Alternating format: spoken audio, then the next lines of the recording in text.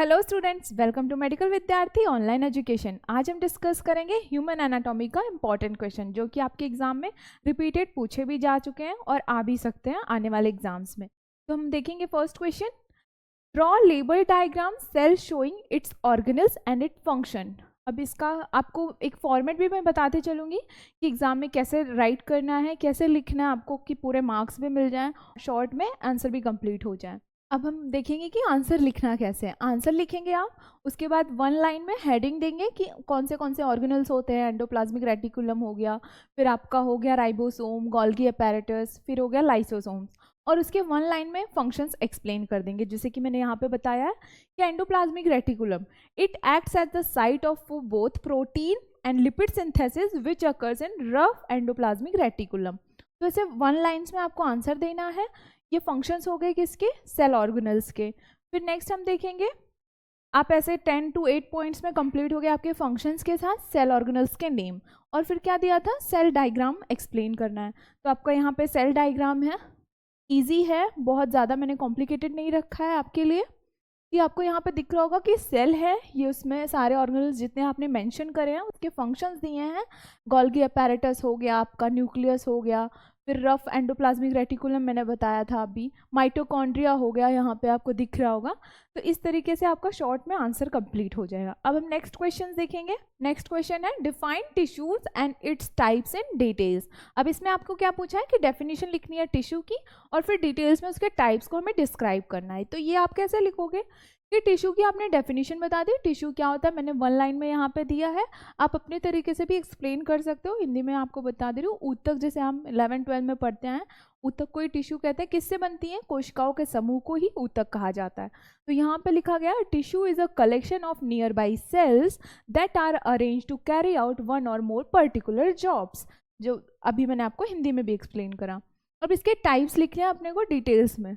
Epithelial tissue होते हैं, connective होता है, मस्कुलर होता है, नर्व होता है। और फिर 4 basic types which are distinguish by appearance, appearance के बेसिस पे से डिस्टिंग्विश किया गया है। तो फर्स्ट क्या हो गया? एपिथेलियल। Second connective. एपिथेलियल में क्या होता है ये देखेंगे क्योंकि वो इन डिटेल्स में क्वेश्चन पूछा है। The transport of ions and molecules occurs in epithelial tissue which also establishes the protective border. Border means बाहर के आउटर लेयर पे एपिथेलियल टिश्यूज प्रेजेंट होते हैं। Connective tissue, other tissue type are supported and anchored by connective tissue. Organs are supported, protected by connective tissue, which also serves to bind together various body section. Binds together body sections को binds करने के लिए जहाँ पे भी जरूरत पड़ेगी वहाँ connective tissue present होते हैं। नेक्स्ट हम देखेंगे muscular tissue. In order for the body to move, movement के लिए जो होता है ये टिश्यू इंपॉर्टेंट होता है। Must contract body movement is made possible by the muscles. तो वहाँ पे क्या होगा? मस्कुलर टिश्यू होगा। Nerve tissue, through the central and peripheral nervous system nerves tissues communicates combines information like messenger, कि अपने ब्रेन को मैसेज कैसे पहुंचेगा? नर्व्स के जरिए पहुंचेगा। अब हम देखेंगे next question, difference between sympathetic and parasympathetic nervous system. Sympathetic और पैरासिम्पैथेटिक आपने पढ़ाई होगा 11-12 में। तो सोमैटिक ऑटोनॉमिक में रहता है, ऑटोनॉमिक का 2 पार्ट है, सिंपैथेटिक और पैरासिम्पैथेटिक। तो इसमें हम देखेंगे the autonomic nervous system comprises of 2 parts. जैसे कि मैंने अभी बताया 2 पार्ट्स क्या है? सिंपैथेटिक और parasympathetic. Parasympathetic nervous system, the sympathetic nervous system activates the fight और flight response during a threat. Means आपकी बॉडी जब अचानक से डर होता है ऐसे में रिस्पॉन्स करती है, तो वो क्या किस वजह से कर रही है? सिंपैथेटिक नर्वस सिस्टम की वजह से। और parasympathetic nervous system restores the body to a state of calm. Means अगर बॉडी आपकी फिर उसके बाद जब काम होती है वो किसके जरिए होती है? पैरासिम्पैथेटिक नर्वस सिस्टम से। तो हम डिफ्रेंशिएट आपको टेबल में बताएंगे, टेबल के जरिए आसान होता है आपको कि किस चीज़ में कैसा मूवमेंट कर रही है बॉडी। तो एक लिस्ट में है, एक उसमें कॉलम में sympathetic nervous system, parasympathetic nervous system, और यहाँ पे दिया गया है कि ऑर्गन। अब नर्वस सिस्टम ऑर्गन उस नर्वस सिस्टम पे कैसा वर्क कर रहा है वो देखेंगे। फर्स्ट है erector pili, causes erection of hair. Sympathetic nervous system जैसे कि मैंने बताया डर भय में जब आपका कुछ आप कहते हैं ना कि गूजबम्स आ गए, रोंगटे खड़े हो गए, तो वो किसके जरिए हो रहा है? सिंपैथेटिक नर्वस सिस्टम के जरिए हो रहा है। पैरासिम्पैथेटिक में मेक्स है स्लैनिंग, मीन्स काम कर रहा है बॉडी को। फिर है sweat gland, stimulate the perspiration, sweating होती है वो क्या है, सिंपैथेटिक है। फिर पैरासिम्पैथेटिक में इनहिबिट्स पर्सिपेशन, मीन्स स्वेटिंग को स्टॉप कर रहा है। फिर आइरिस मसल्स डायलेट्स हो जाती है, प्यूपिल आंखें बड़ी हो जाती हैं, वो सिंपैथेटिक में होता है। इसी तरीके से ऑर्गन्स में मैंने डिफ्रेंशिएट करके बताया है, आप ये टेबल लिख दोगे आपके मार्क्स आपको कंप्लीट मिलेंगे। बाकी अब हम नेक्स्ट देखेंगे, explain the physiology and anatomy of heart, most important and most common question, हर बार आता है और में आएगा या आपको पूछ लेंगे, या जैसे आपको 2 क्वेश्चन दे दिए कि एक अपने को अटेम्प्ट करना है, तो ये anatomy and physiology of heart आप 11-12 में भी पढ़ोगे, हार्ट बहुत इजी होगा आपके लिए, तो आप इसको भी आसानी से लिख सकते हो कि पहले हम डेफिनेशन लिखेंगे, थोड़ा सा हार्ट के बारे में बताएंगे कि क्या है, कैसे, कौन सा ऑर्गन है। The heart is a fist-sized organ that's the main part of circulatory system. ये हमारे सर्कुलेटरी सिस्टम का बहुत इंपॉर्टेंट ऑर्गन होता है जो कि हमारे फिस्ट साइज होता है।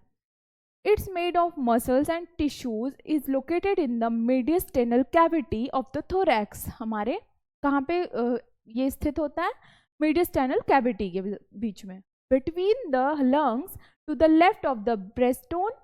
The heart's anatomy and physiology includes, अब नेक्स्ट हम देखेंगे चैम्बर्स हार्ट में। यहाँ पे मैंने एक्सप्लेन किया, पहले हिंदी में बता दूंगी कि 4 चैम्बर्स होते हैं, 2 अपर एंड 2 लोअर। 2 लोअर को क्या कहेंगे, वेंट्रिकल्स, 2 अपर चैम्बर को atria.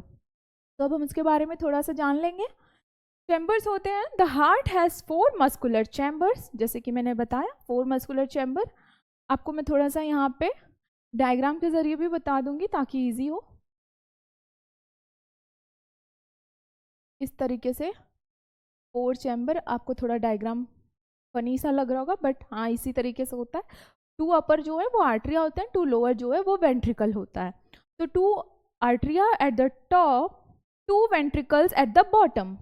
The left ventricle is the largest and strongest chamber. अब लेफ्ट वेंट्रिकल नीचे, निचला जो बाएं साइड स्थित होगा वो लार्जेस्ट एंड स्ट्रॉन्गेस्ट वेंट्रिकल मतलब चैम्बर होता है। The arteria receive blood returning to the heart and the ventricles pump blood from the arteria to the lungs and the rest of the body. Means arteria में receive होता है deoxygenated blood, वो filter होके उसका process जो है वो complete करके फिर वेंट्रिकल्स क्या करता है, वो हार्ट के जरिए अदर बॉडी ऑर्गन्स में ब्लड को भेजता है, डिस्ट्रीब्यूट करता है। नेक्स्ट हम देखेंगे वॉल्स। एक तरीके से आप समझ लीजिए, हमारे मैं एक एग्जाम्पल के ज़रिए बता रही हूँ कि वॉल्स फ्लो के डायरेक्शन को कंट्रोल करते हैं कि हमारे हार्ट में जो ब्लड है उसके फ्लो को एक रेगुलेटरी सिस्टम के थ्रू बना रहे। तो cardiac walls ensure that blood flows in the one direction. फिर है वॉल्स, वॉल्स मीन्स बाहर की भित्ति, आप फिर दीवारें कुछ भी कह सकते हो हिंदी में। A muscular wall called the septum separates the left and the right atria ventricles. Walls के जरिए ही 4 चैम्बर्स हमारे डिवाइडेड होते हैं। फिर कंडक्शन सिस्टम, कैसे कंडक्शन सिस्टम होता है हार्ट में, कैसे काम कर रहा है क्या। तो the sinoatrial node in the conduction system initiates impulses 70 to 80 times per minute which establish the basis rhythm of the heartbeat. Means आप कहते हो ना कि हार्ट कितने टाइम बीट करता है, 70 to 80 टाइम्स। आपकी बीपी भी इसी पे नापी जाती है, माप जो लिया जाता है हमारा बीपी का वो इसी पे काउंट किया जाता है। फिर ब्लड वेसल्स देखेंगे। The heart receives it own blood supply from network of arteries called coronary arteries. अब हम मेन फंक्शन देख लेंगे। फंक्शन इसमें नहीं पूछा गया था बट आपको एक लाइन में फंक्शन आप लिख दोगे तो आपको पूरे मार्क्स मिलने के ज़्यादा चांसेस होते हैं। तो move blood throughout the body, bring oxygen and nutrients to the cells, take away carbon dioxide and other weights and control heart rate and blood pressure। इसका मेन फंक्शन 1 लाइन में हो गया। ये question इतने में complete हो जाएगा। अब नेक्स्ट हम देखेंगे what is cranial nerve, right their name and it's functions. Cranial nerve के बारे में थोड़ा आपको पहले एक्सप्लेन करना है, फिर आपको फंक्शंस लिखने हैं। क्रेनियल नर्व्स जो उसके टाइप्स हैं, नर्व्स के नाम लिखना है और उसका 1 to 2 लाइन्स में फंक्शन एक्सप्लेन करना है। तो देखेंगे कि क्रेनियल नर्व्स क्या होते हैं, कितने टाइप के होते हैं। The cranial nerves are the set of 12 paired nerves in the back of your brain. कहाँ पे होता है, बैक ऑफ ब्रेन में होता है। फिर cranial nerves send electrical signal between your brain face, neck and torso. Your cranial nerve help you taste, smell, hear, feel sensations. आपको जो sensation feel होती है किसके मतलब कि किसके माध्यम से होती है? cranial nerve के माध्यम से. They also help you make facial expression, blink, eyes, move your tongue. हम जो blink करते हैं आई, facial expression आते हैं, smell लेते हैं, वो सारी चीज़ें किस पे निर्भर करती हैं? cranial nerve पे. अब हम देख लेंगे important functions और nerves के नाम. Olfactory nerve, first one. This nerve helps to feel the sense of smell. किसके लिए जिम्मेदार होती है? किसके लिए ये किस मतलब स्मेल हम किस नर्व के जरिए ले रहे हैं इसमें? ऑल्फैक्टरी नर्व के जरिए. ऑप्टिक नर्व, ऑप्टिक से आपको आँख के बारे में समझ में आ रहा होगा, तो ये आपका क्या इसका फंक्शन है? The optic nerve two is the agent of vision. This transmits visual information from the eyes to the brain और वाइस वर्सा. कि हमको कुछ दिख रहा है तो उसका मैसेज हमारे ब्रेन को कौन सा नर्व पहुंचाता है? ऑप्टिक नर्व पहुंचाता है. अब हम नेक्स्ट देखेंगे ओक्यूलोमोटर नर्व. ओक्यूलोमोटर नर्व क्या करता है? Oculomotor nerve helps in the movement of the eye. हमारी आईज जो मूव करती हैं वो ओक्यूलो और ऑप्टिक आप समझ जाइएगा कि वो आई से रिलेटेड नर्व है. अब नेक्स्ट है ट्रोक्लियर और एविडेंस नर्व. ये क्या करती है? These nerves also help in eyes movement. Damage to the trochlear nerve might cause inability to move eyeball downwards. इस नर्व के डैमेज होने से क्या हो सकता है कि हम जो नीचे की तरफ देखते हैं वो चीज़ें डैमेज हो सकती हैं. तो ये भी हमारे आई से ही रिलेटेड है. फिर है trigeminal nerve. This nerve helps you to have facial sensation. This nerve comprises 3 parts namely ophthalmic, maxillary and mandibular. हमारे फेस को जो भी सेंसेस फील होते हैं वो इस नर्व के थ्रू होते हैं. Facial nerve. This nerve is responsible for facial expression. Due to damage this nerve, it might cause the inability to move face parts or one more sides. Means हम जो face को move कर रहे हैं वो इस नर्व के जरिए करते हैं. ये नर्व हमारी डैमेज हो गई तो हम इनेबल हो जाते हैं, वो मतलब हम मूव नहीं कर पाएंगे. फिर नेक्स्ट है वेस्टिबुलोकोक्युलर नर्व और दूसरा उसका एक और नाम है ऑडिटरी वेस्टिबुलर नर्व. ये किसके लिए जिम्मेदार है? आपको वर्ड से थोड़ा बहुत समझ में आ रहा होगा. ये हमारे हियरिंग के लिए, हमारे कानों को जो भी हमें सुनाई दे रहा है वो इस नर्व के थ्रू ही सुनाई देता है. This helps eyes to keep track moving objects while your head is stable. Means हमारे आइज को भी ये कंट्रोल करती है. ओवरऑल मिक्स टाइप का इसका काम होता है. आइज हमारा फेस और ईयर्स को कंट्रोल करती है. फिर क्या है glossopharyngeal nerve. Oral sensation and sense of taste are stimulated by this nerve. Damage to this nerve disables the sense of taste. आप देखते हो कभी कभी आपने सुना होगा किसी का कुछ एक्सीडेंट होगा या कुछ भी हादसा होने के बाद कहते हैं कि टेस्ट का सेंस चला गया है. क्यों चला जाता है? वो ये नर्व डैमेज हो जाती है इसलिए. फिर क्या है वैगस नर्व. वैगस नर्व क्या होता है? This nerve monitors the level of oxygen. Helps us to feel the sensation of heat, cold near the throat area. हम कुछ भी खाते पीते हैं तो हमें ठंडा कहाँ महसूस होता है? थ्रोट में ही महसूस होता है. फिर मुंह में हमें कभी भी आप एक चीज़ एक्सपेरिमेंट करिएगा कि हम ठंडा गर्म कुछ भी खा रहे हैं वो हमें यहाँ फील होता है. तो ये इस नर्व के थ्रू होता है कि वैगस नर्व.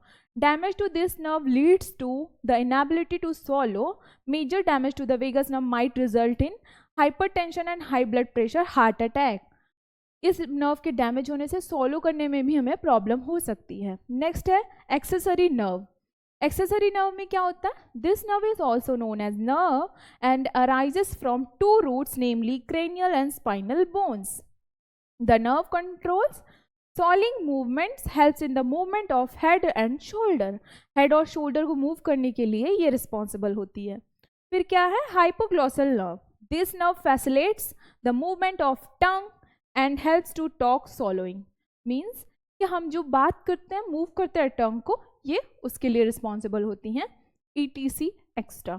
आपका जो भी इतना आपका इम्पॉर्टेंट था ये मैंने एक्सप्लेन कर दिया.